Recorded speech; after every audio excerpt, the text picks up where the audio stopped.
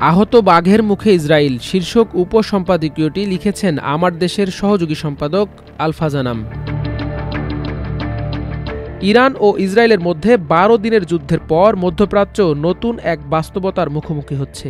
ইরানের ওপর হামলাকে পারমাণবিক কর্মসূচির ওপর হামলা হিসেবে দেখানো হলেও এর মূল লক্ষ্য ছিল আরব বিশ্বে ইসরায়েলকে অপরাজেয় শক্তি হিসেবে প্রতিষ্ঠা করা। ১৯৭৩ সালের আরব ইসরায়েল যুদ্ধের পর থেকে এক ধরনের মিথ তৈরি হয়েছে, ইসরায়েল হচ্ছে মধ্যপ্রাচ্যে এক অপ্রতিদ্বন্দ্বী দেশ, যে দেশকে কেউ স্পর্শ করতে পারবে না। ইসরায়েলের এই মিথ এখন ভেঙে পড়েছে। এর সূচনা হয়েছিল ২০২৩ সালের অক্টোবরে ইসরায়েলে হামাসের অভিযানের মধ্য দিয়ে। ওই হামলায় ইসরায়েল নজিরবিহীন গোয়েন্দা ব্যর্থতার পরিচয় দিয়েছিল। গাজা সীমান্ত এলাকায় একাধিক সেনা ক্যাম্প দখল করে হামাস ১.৫ শতাধিক ইসরায়েলিকে বন্দী করেছিল।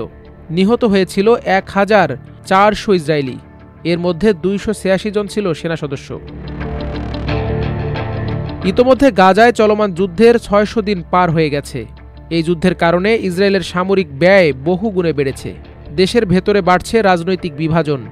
বহু ইসরায়েলি তাদের সরকারের ব্যাপারে হতাশ। রাজনৈতিক কারণে সরকার সংঘাত দীর্ঘায়িত করছে বলে মনে করছে তারা। বন্দি বিনিময়ের আলোচনা থমকে গেছে। এসব চ্যালেঞ্জের কারণে দীর্ঘমেয়াদে আগ্রাসী কৌশল নিয়ে টিকে থাকা ইসরায়েলের জন্য কঠিন। এমন পরিস্থিতিতে ইরানের সঙ্গে দীর্ঘমেয়াদী যুদ্ধ চালিয়ে যাওয়া ছিল ইসরায়েলের জন্য অসম্ভব। অন্যদিকে ইরান গুপ্ত হত্যার প্রাথমিক ধাক্কা সামলে উঠে দীর্ঘমেয়াদী কৌশল গ্রহণ করে, যার মূল শক্তি ছিল ব্যালিস্টিক ও হাইপারসনিক মিসাইল। শেষ পর্যন্ত ইসরায়েলের ক্ষয়ক্ষতি কমানোর জন্য প্রেসিডেন্ট ট্রাম্প অনেকটা তড়িঘড়ি করে যুদ্ধবিরতির প্রস্তাব দিয়েছিলেন।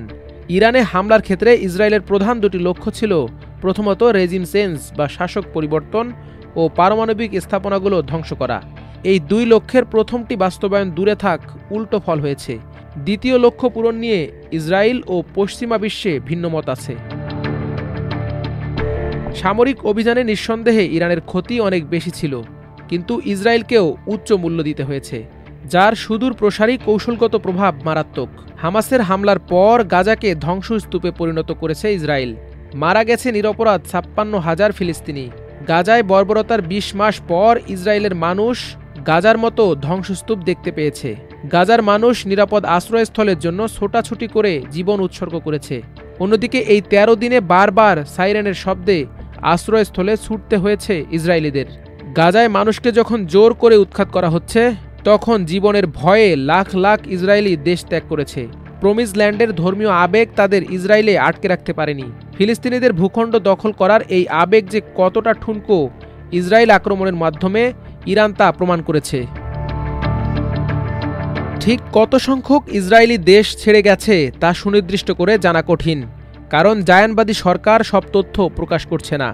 সোশ্যাল মিডিয়া এবং বিভিন্ন সংবাদ মাধ্যমে প্রকাশিত তথ্য থেকে বোঝা যায় বিপুল সংখ্যক ইসরায়েলি দেশ ছাড়ছে। এমন দাবি করা হয়েছে ইসরায়েলি জনসংখ্যার প্রায় অর্ধেকই দেশ ছেড়ে যাচ্ছে। বিশেষ করে যারা দ্বৈত নাগরিক, তারা কেউ এখন আর ইসরায়েলে থাকাকে নিরাপদ মনে করছেন না। দেশ ছেড়ে পালানোর প্রধান কারণ হল ব্যক্তিগত নিরাপত্তার অভাব।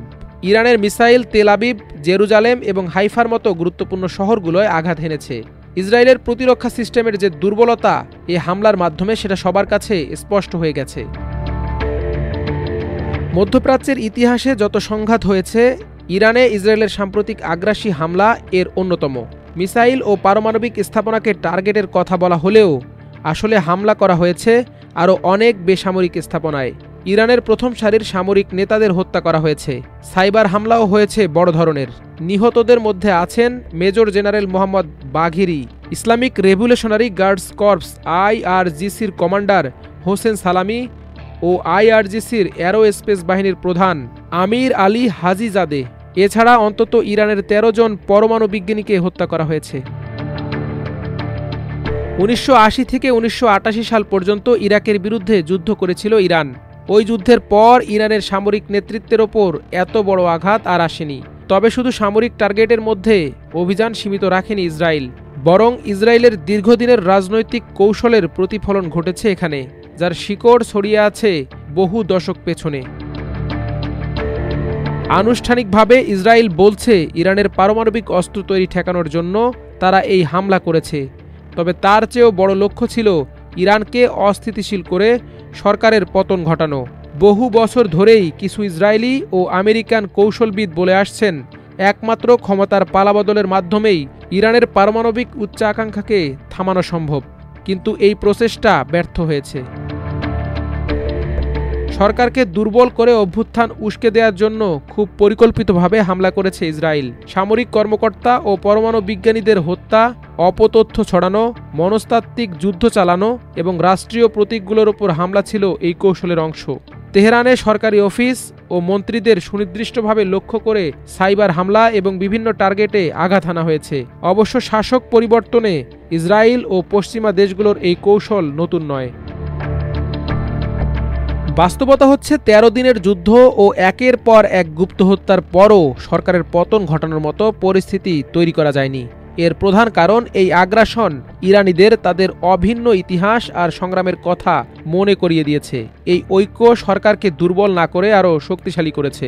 ইসরায়েল মনে করেছিল চাপের মুখে ইরানিরা তাদের নেতাদের বিরুদ্ধে অবস্থান নেবে, কিন্তু ইতিহাস বলে বাইরের হুমকিতে সাধারণত এর উল্টোটাই ঘটে। এ ধরনের হামলা জনগণকে সরকারের আরও কাছাকাছি নিয়ে আসে, এমনকি সরকারের সঙ্গে ভিন্ন মত পোষণকারীরাও এগিয়ে আসে।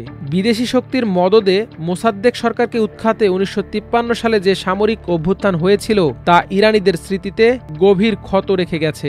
ইরান ইরাক যুদ্ধের সময় আন্তর্জাতিকভাবে বিচ্ছিন্ন হয়ে পড়েছিল ইরান, তখনও দেশের মানুষ ঐক্যবদ্ধ হয়েছিল। এবারের ইসরায়েলের হামলায়ও ইরানিদের একই অনুভূতি জাগিয়ে দিয়েছে। এই হামলার বৃহত্তর লক্ষ্য ছিল মধ্যপ্রাচ্যে ইসরায়েলের একক আধিপত্য প্রতিষ্ঠা করা। ইঙ্গো মার্কিন ইসরায়েলি এই উচ্চাকাঙ্ক্ষার জন্য ইসরায়েলকে ভবিষ্যতে বড় মূল্য দিতে হতে পারে, কারণ এবার ইসরায়েলের আসল দুর্বলতা ফুটে উঠেছে। ইসরায়েল মিসাইল ডিফেন্স সিস্টেম দিয়ে দেশকে রক্ষার যে কৌশল নিয়েছিল তা যে খুব বেশি কার্যকর না সেটা প্রমাণ হয়েছে। আরেকটি বিষয় হলো ইসরায়েলের চারপাশে থাকা কোনো আরব দেশ থেকে নয়, প্রায় ২,০০০ কিলোমিটার দূরের দেশ থেকে হামলা হয়েছে। ইরান তার মিসাইল শক্তির মাধ্যমে ইসরায়েলকে সামরিক দিক দিয়ে অনেক বেশি দুর্বল করে দিতে পারে। পশ্চিমা গণমাধ্যমে আয়রন ডোম ও অ্যারো সহ ইসরায়েলের আকাশ সুরক্ষা সিস্টেম নিয়ে সব সময় উচ্ছ্বসিত প্রশংসা করা হয়েছে, কিন্তু এবার এগুলোর ত্রুটি সামনে আসতে শুরু করেছে। ইরান প্রায় ৫ শতাধিক ব্যালিস্টিক মিসাইল ছুড়েছে। কিছু সূত্র দাবি করেছে এর ১০% মাত্র ইসরায়েলের প্রতিরক্ষা সিস্টেম ভেদ করতে পেরেছে। এই মিসাইলগুলো থামাতে আকাশে নানাভাবে বাধা সৃষ্টি করা হয়েছে। এর পরেও এই মিসাইলগুলো ইসরায়েলি অবকাঠামোর যে ক্ষতি করেছে তা ছিল অবিশ্বাস্য। মাত্র কয়েক দিনের যুদ্ধে ইসরায়েলের ইন্টারসেপ্টরের মজুতে টান পড়ে। এই যুদ্ধে সবচেয়ে বড় বিপর্যয় ছিল আকাশ প্রতিরক্ষা সিস্টেমের প্রতি সাধারণ ইসরায়েলিদের আত্মবিশ্বাস পুরোই ধসে পড়েছে। এই যুদ্ধের পরও ইরানের পারমাণবিক প্রকল্প নিয়ে কোনো উপসংহার টানা যায়নি। ইরানের পারমাণবিক স্থাপনা কতটা ক্ষতিগ্রস্ত হয়েছে তা নিশ্চিত নয়। পশ্চিমা গণমাধ্যমে খবর এসেছে ফোর্দো পারমাণবিক কেন্দ্রে আমেরিকার হামলার আগে সেখান থেকে পরমাণু উপকরণ ও সরঞ্জাম সরানো হয়েছে। এছাড়া ইউরোপীয় দেশগুলোর দেওয়া ইউরেনিয়াম সমৃদ্ধকরণ শূন্য পর্যায়ে নেমে আনার প্রস্তাব প্রত্যাখ্যান করেছে ইরান। ইরানের পরমাণু বিজ্ঞানীদের গুপ্ত হত্যা করে এই প্রকল্প থমকে দেওয়ার প্রচেষ্টা বারবার ব্যর্থ হয়েছে। ইরানি জাতির মেধা ও মনন গুপ্ত হত্যা দিয়ে ঠেকানো যাবে না, এটা নিশ্চিত করে বলা যায়। বিজ্ঞানী সংকটে পড়ে ইরানের পরমাণু প্রকল্প থেমে যাবে এমনটা ভাবা বোকার স্বর্গে বাস করার মতো। প্রতি বছর ইরানে শত শত বিজ্ঞানী জন্ম হচ্ছেন। মনে রাখতে হবে ইরানের মিসাইল সক্ষমতা ইরানি বিজ্ঞানীদের উদ্ভাবন। ইরান যদি চীন ও রাশিয়া থেকে আকাশ প্রতিরক্ষা সিস্টেম সংগ্রহ করত তাহলে যুদ্ধের চিত্র আরও আগেই বদলে যেত। ইরানের পরমাণু প্রকল্প নিয়ে আলোচনা আগের জায়গায় রয়ে গেল। উল্টো ইরান এখন অভিযোগ করছে এসব হামলার সঙ্গে পশ্চিমা দেশগুলোর যোগসাজশ ছাড়াও আন্তর্জাতিক আণবিক শক্তি সংস্থার ভূমিকা প্রশ্নবিদ্ধ। ফলে এই আলোচনা এবং পারমাণবিক অস্ত্র নিরোধ চুক্তি থেকে ইরান বেরিয়ে এলেও অবাক হওয়ার কিছু থাকবে না। এই যুদ্ধ থেকে শিক্ষা নিয়ে ইরান ও আরব দেশগুলো নিরাপত্তার জন্য পরমাণু অস্ত্রের দিকে ঝুঁকে পড়বে। তুরস্ক থেকে শুরু করে মধ্যপ্রাচ্যের দেশগুলোর কাছে একটি বিষয় স্পষ্ট হয়েছে, যে কোনো আগ্রাসন থেকে এখন রক্ষা কবচ হচ্ছে পরমাণু অস্ত্র। ইরান হয়তো আরও দ্রুত পরমাণু অস্ত্র বানানোর দিকে মনোনিবেশ করবে। একই সাথে তুরস্ক ও সৌদি আরবের মতো দেশগুলো যে কোনো মূল্যে পরমাণু অস্ত্র পাওয়ার চেষ্টা করবে। ফলে ইসরায়েলের পরমাণু অস্ত্র ব্যবহারের ভয় হয়তো আগামী 1 দশক বা কম সময়ের মধ্যে থাকবে না। ইরানকে পরমাণু নিরস্ত্রীকরণ করতে গিয়ে ইসরায়েল মধ্যপ্রাচ্যে নতুন পরমাণু অস্ত্র প্রতিযোগিতার ক্ষেত্র তৈরি করেছে। এই যুদ্ধ যে ইসরায়েলের জন্য কতটা বিপর্যয়কর ছিল ইতোমধ্যে দেশটির বিশ্লেষকরা তা বলতে শুরু করেছেন। টাইমস অব ইসরায়েলের সাবেক প্রতিরক্ষা মন্ত্রী আভিগডোর লিবারম্যান বলেছেন, ইসরায়েলের সামরিক ও গোয়েন্দা সাফল্য সত্ত্বেও এই যুদ্ধের শেষটা ছিল তিক্ত। নিঃশর্ত আত্মসমর্পণের পরিবর্তে আমরা এমন একটি সরকারের সঙ্গে আলোচনায় প্রবেশ করছি যারা ইউরেনিয়াম সমৃদ্ধকরণ, ক্ষেপণাস্ত্র তৈরি বা সন্ত্রাসে অর্থায়ন বন্ধ করবে না। তিনি বলেন, শুরু থেকেই আমি সতর্ক করেছিলাম, আহত সিংহের চেয়ে বিপজ্জনক আর কিছু নাই। স্পষ্ট চুক্তি ছাড়া যুদ্ধবিরতি 2-3 বছরের মধ্যে আর একটি যুদ্ধ ডেকে আনবে, আরও খারাপ পরিস্থিতি তৈরি হবে। লিবারম্যানের সুরে বলতে হয়, সামনে ইসরায়েলকে আরেকটি বড় যুদ্ধের মুখোমুখি হতে হবে। তখন হয়তো শুধু ইরান নয়, আরও কোনো দেশের হাতে ইসরায়েলের আকাশ প্রতিরক্ষা ভেদ করার মতো শক্তিশালী মিসাইল ও পরমাণু অস্ত্র থাকবে। মাল্টিমিডিয়া ডেস্ক, আমার দেশ।